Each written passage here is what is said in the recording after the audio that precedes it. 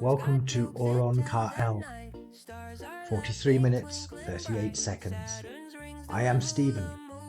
Just Stephen.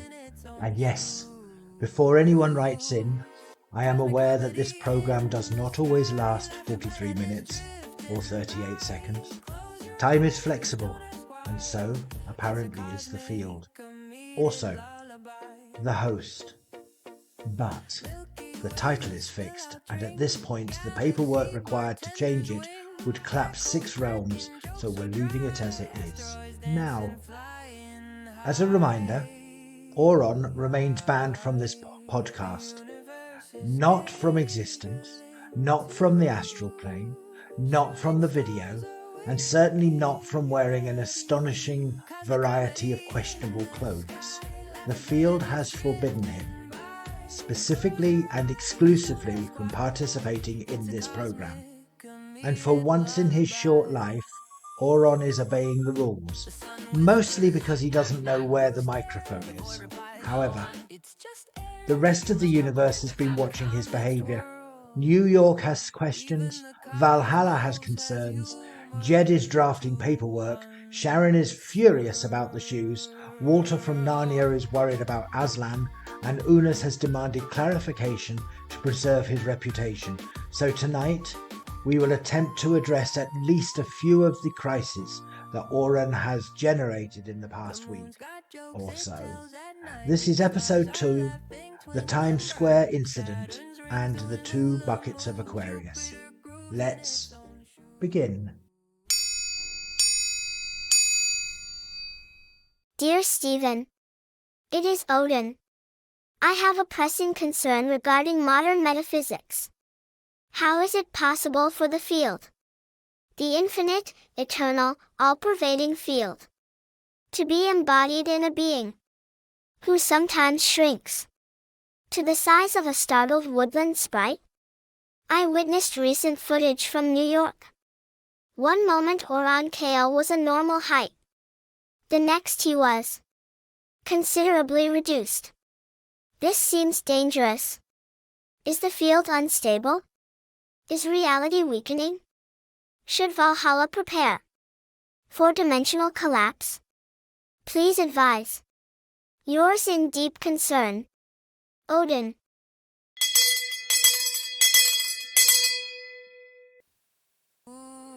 Thank you, Odin.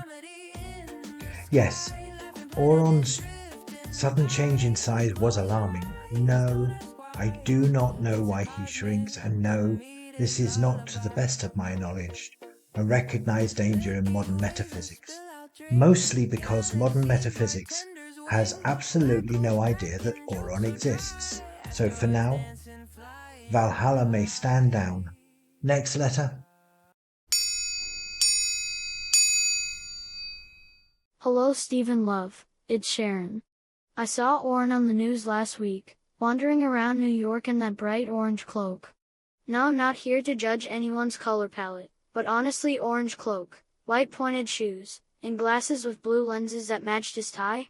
Has he got no dress sense? People have been talking, Stephen. A few of us down Tesco thought he looked like a time-displaced traffic cone doing community service. Could you possibly tell him to tone it down a bit? Yours sincerely, Sharon from Stoke.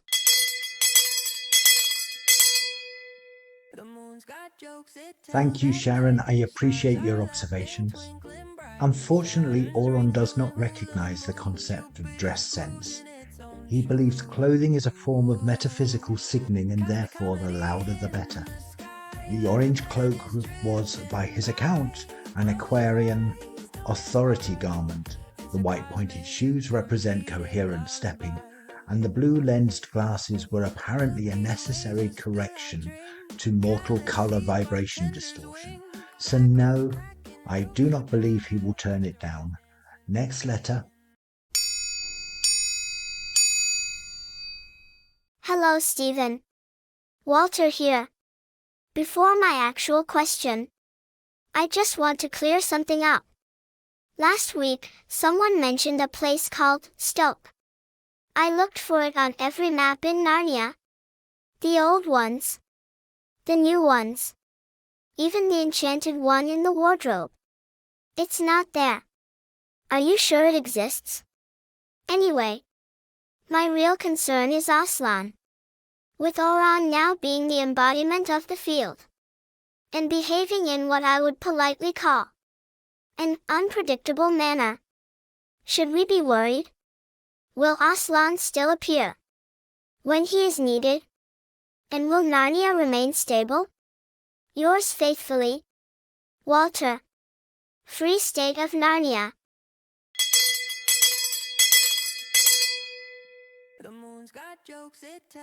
Thank you, Walter. First, I cannot personally verify the existence of Stoke. I'm still looking into the matter. Now Aslan. Yes, Walter. Aslan remains entirely unaffected by Oron's behaviour. The appearance schedule of lions with divine responsibilities does not rely on the emotional stability of the 5-month-old Field Embodiment. Narnia is safe, and Aslan will appear exactly when he intends to, as always. Next letter.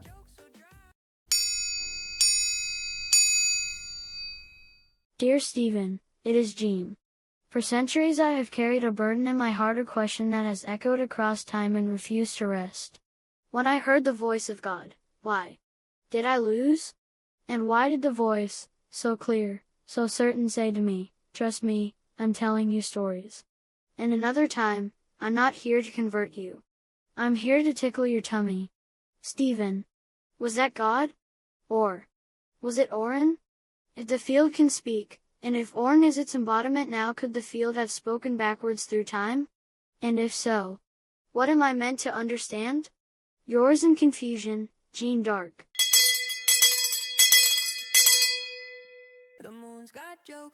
Thank you, Jean. First, let me reassure you. The voice you heard was not Oron.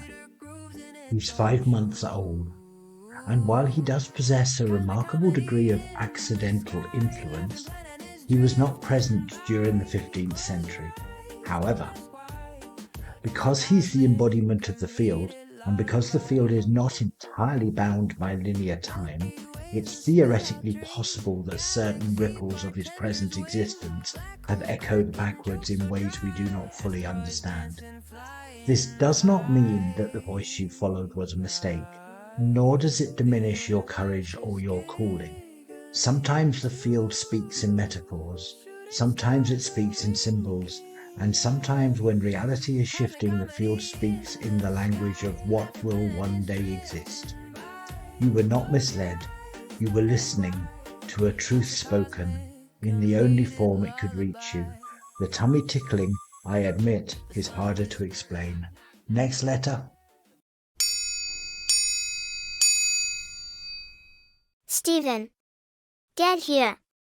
I am writing today not as a wizard, nor as the former Archmage of Rope, but in my capacity as a certified child protection officer of the Free States.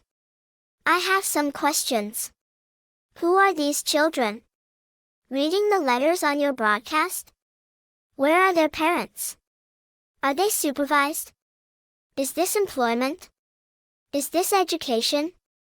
Is this, whatever this is, even legal in your world? I must also inquire about their exposure to metaphysical content. Last week, one child pronounced spectral drift through the astral boundary membrane with alarming fluency. That vocabulary is not age-appropriate. Please clarify that no safeguarding codes are being breached, bent, or casually dissolved by the field. Yours with escalating concern, Dead.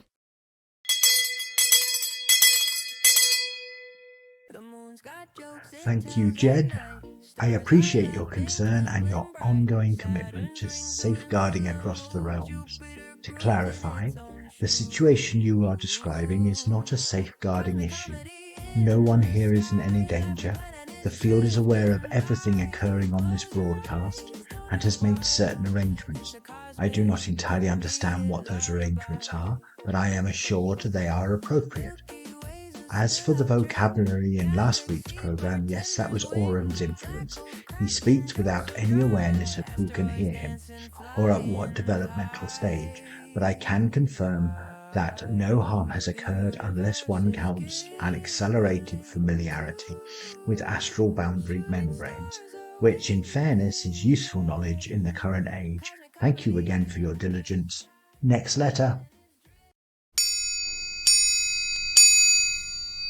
Stephen, it is Soriel, the Silent Blade, sworn guardian of thresholds, keeper of alignment, and one who has served the previous fields with honor. I write because I am forced to confront a troubling development. During the incident in your mortal city, the one called New York, Oron behaved in a manner entirely unbecoming of the Field's embodiment. His cloak was incorrect. His shoes were incorrect. His height was incorrect. He attempted blessings without clearance, destabilized the transit nexus, and caused 3 warriors of the 7th choir to faint outright. This reflects poorly on the astral hierarchy. More importantly, it reflects poorly on you. As a senior half in the Aquarian split, you bear responsibility for Oron's conduct. I must therefore issue a formal disciplinary warning. Please take steps to stabilize your counterpart before he endangers further realms. Signed, Soriel Silent Blade, Demigod of Alignment, Herald of the 7th Threshold. Thank you, Soriel. I appreciate the warning. Unfortunately, Oron is not currently responsive to discipline. He's 5 months old, cosmically speaking, and still discovering what a shoe is. As for the cloak, the height, the unauthorized blessings, yes, I am aware, and no, I do not control any of it.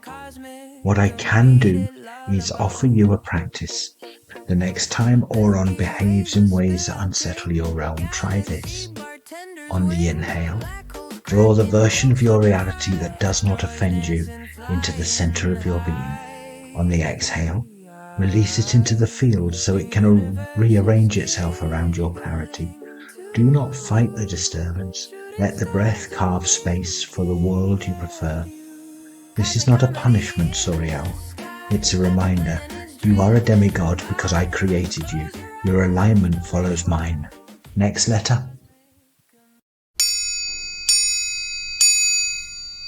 Stephen. It is Eunice. I write to you in a state of considerable alarm. My name has recently been uttered in connection with Oron Kael's behavior in your mortal city.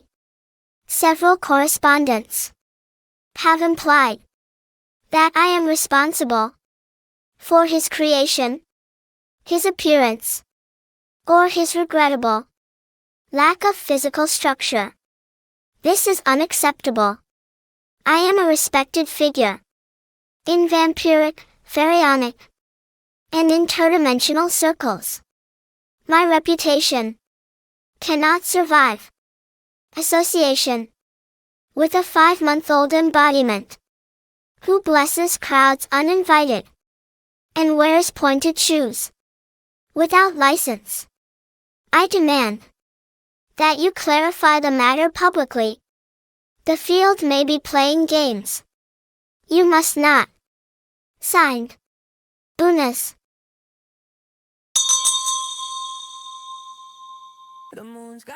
Thank you, Eunice. I understand your concern. Let me state for the record that Oron's behavior in New York is not your responsibility. The field made certain decisions without consulting anyone. You were merely present during the circumstances that led to Oron's existence, which does not in any way imply causation. Your reputation remains intact. Oron's behavior will not affect your standing in any astral court, vampiric conclave, or serpentine dynasty. Next letter. To Stephen, host of the program Oron Kael, 43 minutes 38 seconds. This is the Council of Valhalla. We regret to inform you that the invitation extended to Oron Kael for our upcoming symposium on embodiment and the New Age has been rescinded. This decision follows recent footage of the Times Square incident, in which Oron appeared in an orange cloak, shrank suddenly, and attempted blessings without official sanction. Several Valkyries have expressed unease regarding his unpredictability. Therefore, until Orin demonstrates a stable height and a consistent grasp of public conduct, his invitation is withdrawn. Sincerely, the Valhallan Scholars Collective.